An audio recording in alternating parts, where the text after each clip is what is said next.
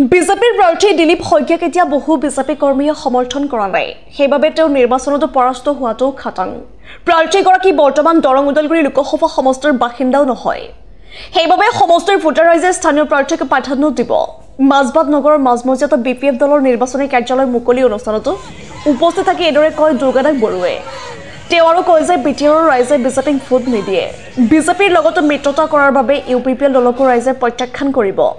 বিজেপিৰ বিসম্বাদী গ্ৰুপ আৰু ইউপিপিএল দলৰ একাংশ কৰ্মীয়ে ভোট দি মূৰ জয়ী হোৱাটো সহায়ক হ'ব বুলি মন্তব্য কৰে দুৰ্গাদাস বৰুৱে। বিটিচিৰ প্ৰাক্তন কাৰ্যবাহী সদস্য তথা 39 নম্বৰ 5 নং চেৰফাং ব্লক বিপিএফৰ সভাপতি শ্যাম চন্দিয়ে আধৰা নিৰ্বাচনী কাৰ্যালয়টো মুকলি কৰে মাজবাটৰ বিশিষ্ট ব্যৱসায়ী তথা আদৰ্শ খেতিয়ক অৰবিন্দ ডেকাই।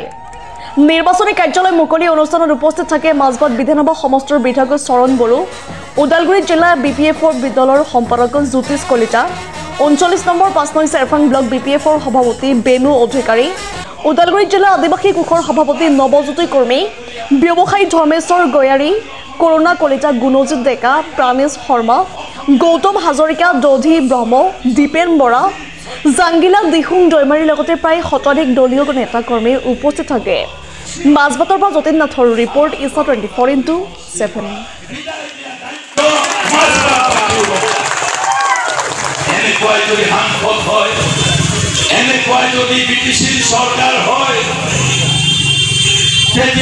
ভবিষ্যৎ আমার যে অধিকার আছে সম্পূর্ণ নাই দিয়া আমি আমার অধিকার সম্পর্কে সচেতন হব লাগে।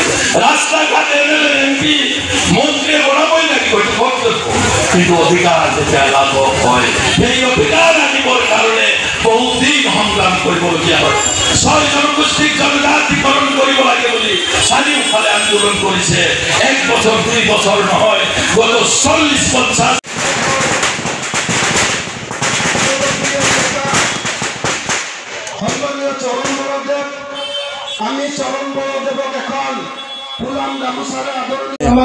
যেহেতু দিন খুব কম আৰু প্ৰেক্টিকেলি 7 দিন আছে, এই 7টা দিনত আমি যিখিনি অঞ্চলত যোৱা নাই আমি যাব লাগিব।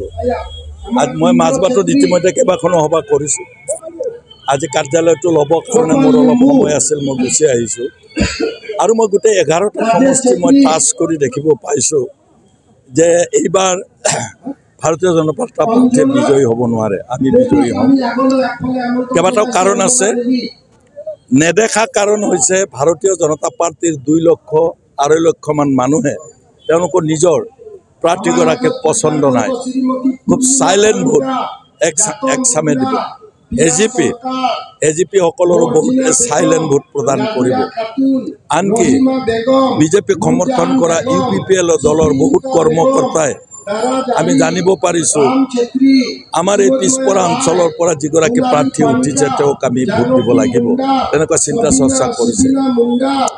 মইতো ভাবোঁ আমি 1.5-2 লাখ ডিফাৰেঞ্চত বিজয় হোৱাৰ সম্ভাৱনা আছে।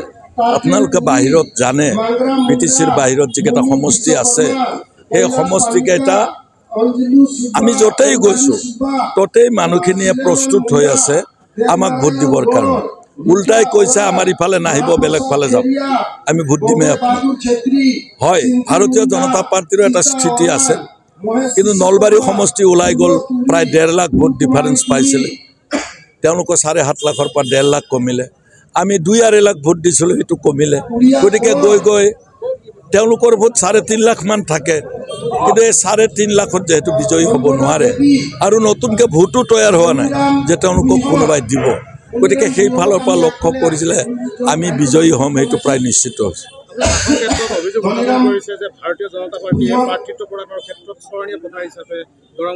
হয়, নিশ্চয়। মই এইকাৰণে কৈছোঁ যিসকল MP ইয়াত আহিছে, এগৰাকীও যোৱাবাৰ দিলীপ লোকেল আছিলে, এতিয়া দিলীপ শইকীয়াও লোকেল নহয়, তেওঁ বৰপেটা সমষ্টিৰ মানুহ। গতিকে সেই হিচাপে হয়, ভাৰতীয় মানুহ হ'লে ভাৰতবৰ্ষত য'তে ত'তেই নিৰ্বাচন খেলিব পাৰে, কিন্তু মানুহৰ মান সন্মানৰ কথা আছে। য'ত 22 লাখ মানুহ আছে তাত এগৰাকী মানুহ উলিয়াব নোৱাৰেতো ভাৰতীয় জনতা পাৰ্টিয়ে, সেইটো দুখৰ বিষয়। আৰু ভাৰতীয় জনতা পাৰ্টিৰ সমৰ্থকসকলৰ কাৰণে অপমানৰো কথা। যোৱাকালি অশোক সিংঘালে অভিযোগ কৰিছে যে কুকুৰাঝাৰ, দৰং, ওদালগুৰি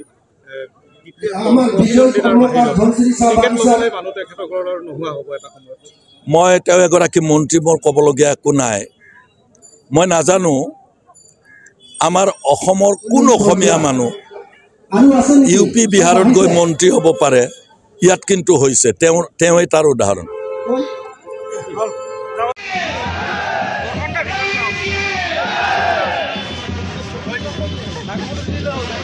আমি নেতা সন্মানীয় দুৰ্গা দাস বৰদেৱ আমাৰ মাজত আহি পাইছে, আমাৰ মাজত উপস্থিত হ'ব পাৰিছে। ৭০ নং বিধানসভা সমষ্টিৰ সন্মানীয়